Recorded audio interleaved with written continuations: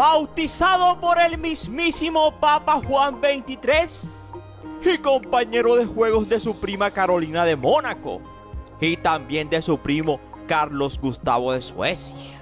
Rubio como el sol y con varios nombres. Nacido como Edward Egon Prince zu Fürstenberg, pero que a primera vista el mundo lo conocería como el príncipe Egon von Fürstenberg. Y era la personificación perfecta del cuento de Príncipe Azul. Era apuesto, rubio, ojiclaro e impecable. Y aunque nació en 1946 en Suiza, se crió en un palacio veneciano con una plantilla de 21 sirvientes. Primo de Carolina de Mónaco y primo del rey Carlos Gustavo de Suecia. Por parte de su padre, el príncipe Tassilo von Fürstenberg heredó títulos nobiliarios que se remontan al siglo XIV, de los tiempos del Imperio Austroalemán. Y por parte de madre, Clara Agnelli, nieta del viejo Giovanni Agnelli, fundador de la Fiat, creador de uno de los primeros autos de Fórmula 1 de carrera. Y gracias a ello, lo bautizó el mismísimo Papa Juan XXIII. Así que Egon von Fürstenberg nacería en un hogar privilegiado, dado que su familia controlaba el 37% de la economía italiana en los años 50. Junto a una hermana mayor, Ira, y un hermano menor, se crió siendo un niño mimado, un junior. Así que en esos salones elegantes de la aristocracia europea, se paseaba donde los apellidos pesan más que las personas y donde las tragedias suelen esconderse detrás de cortinas de terciopelo y comunicados cuidadosamente redactados. Sin embargo, detrás de aquella vida casi perfecta, existía otra realidad más compleja y silenciosa. Porque mientras el mundo aristocrático esperaba de él la imagen clásica del príncipe europeo, matrimonio impecable, herederos y apariencia intachable, Egon comenzó a descubrir sentimientos e inclinaciones afectivas que chocaban con la mentalidad conservadora de una Italia. Tan conservadora que cuando su madre, Clara Agnelli, lo dejó a él, a sus hermanos y a su padre Tassilo por fugarse con un actor italiano. Pero ambos serían capturados, ya que el adulterio era ilegal en Italia en aquel momento. Sin embargo, siguió en secreto la aventura con el actor. Y una vez legalizado el divorcio en Italia, Clara se casaría con Nobuletti, el actor, en 1974, en una ceremonia civil. Así que a pesar de sus privilegios, Egon sabía que pertenecía a una generación atrapada entre dos mundos. Uno antiguo, rígido y obsesionado con las apariencias y el conservadurismo.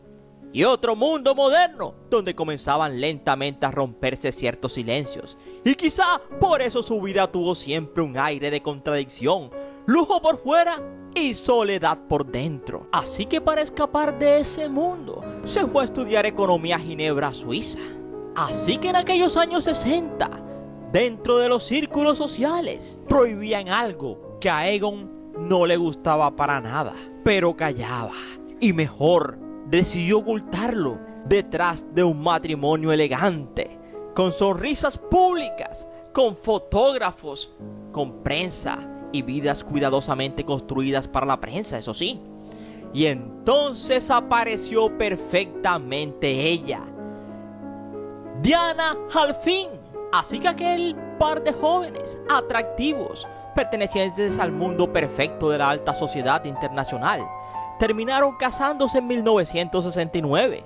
La boda parecía un cuento aristocrático moderno y Egon jugó el perfecto juego que él quería. Así que luego del matrimonio se fueron a vivir en el 1050 del Park Avenue, en Nueva York. Compraron 2 apartamentos, uno para ellos y otro para los niños. Sí, los niños, porque tuvieron primero un hijo en 1970, un año después de la boda. Y a los pocos meses de 1971 se habían distanciado. Y cuando nació su segundo hijo en 1972, ya estaban separados. Para aquel momento, Egon era un auténtico galán, conocido en toda la ciudad de Nueva York. Un príncipe europeo radicado en el más selecto del Upper Side neoyorquino. y Diane era una mujer preciosa. Eran la pareja del momento a comienzos de los 70, tanto antes como después de su separación. Y ahora les digo por qué. Porque en un reportaje para una revista en Nueva York, en febrero de 1973, causó revuelo en la alta sociedad neoyorquina cuando la pareja habló sobre su relación abierta. Ella tenía sus aventuras.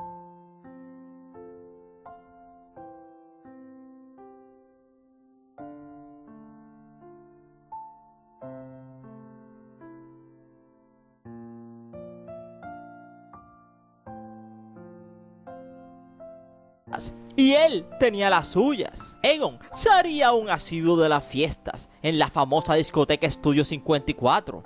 Allá conocería grandes figuras de la época como Calvin Klein, Halston, el de la serie de Netflix, y hasta el polémico abogado Roy Cohn, en cuyas fiestas había de todo, y todo en exceso. Y para finales de los años 70, la empresa que fundó de modistería para ropa masculina contaba con 11 sucursales en todo Estados Unidos e Italia. Ya era un reconocido modisto. Y es ahí donde empieza la paradoja. Aquel matrimonio tuvo hijos y compartieron años importantes juntos, Egon y Diane. Sin embargo, el tiempo hizo que la relación terminara. No por falta de lujos, no por falta de apellido, sino porque a veces ninguna fortuna logra silenciar completamente la identidad de una persona, en ese caso Egon von Furstenberg.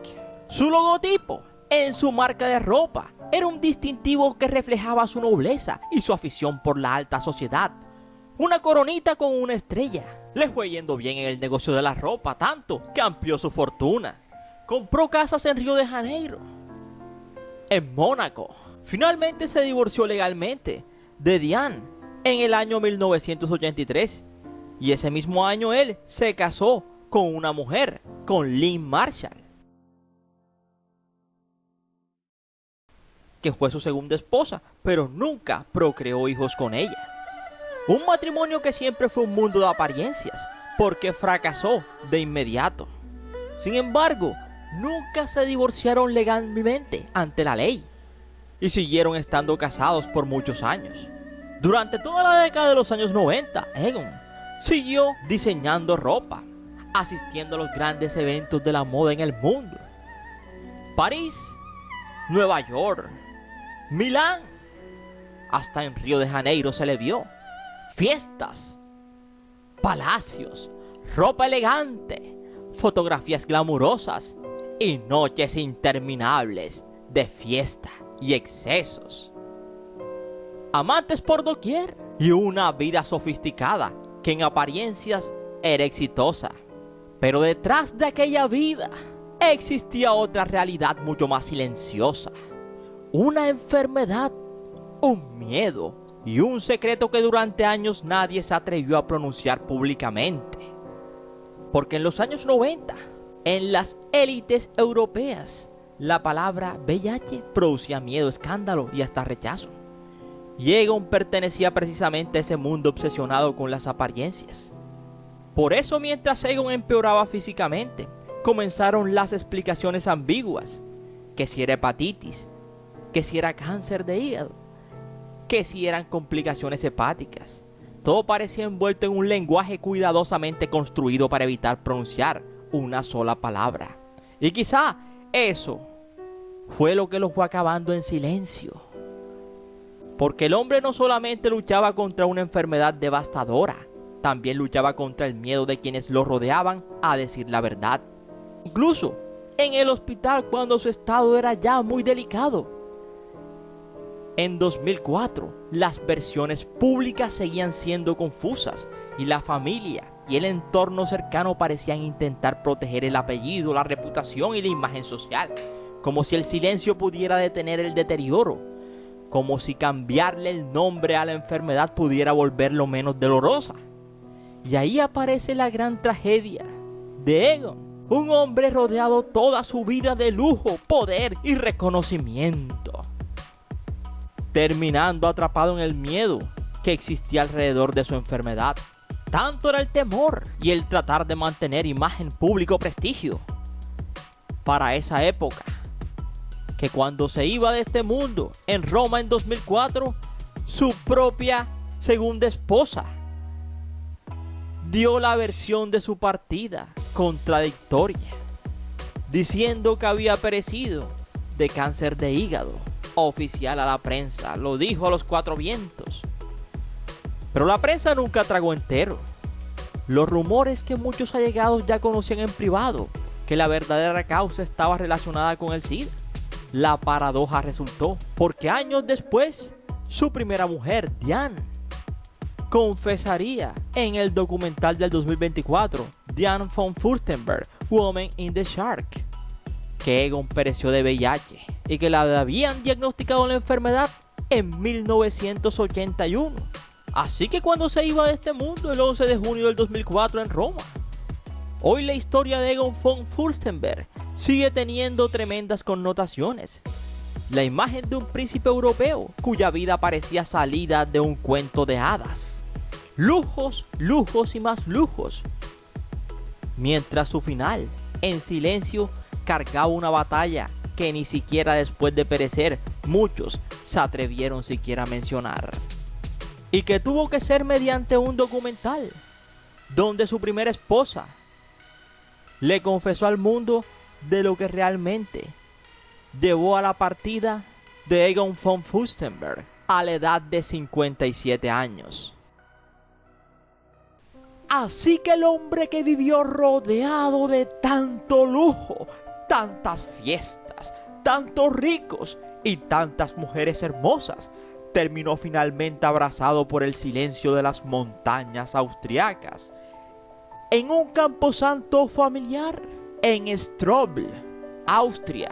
Así que por allá en Salzburgo, en silencio, reposan los restos de un hombre que tuvo una vida con mucho glamour, alta moda, fiestas y muchos escándalos. Porque a veces los privilegios y aplausos terminan valiendo muy poco frente a una verdad inevitable. La vida no perdona eternamente los excesos, ni siquiera a los príncipes. Paradójicamente, Diane, su primera esposa, tiene hoy 79 años y está casada con el multimillonario Barry Diller, de 84 años. Quizá aún recuerda a aquel hombre que fue su primer marido, su primer amor, tanto que lleva su apellido, von Furstenberg. Yo soy Ernie y aquí termina esta historia.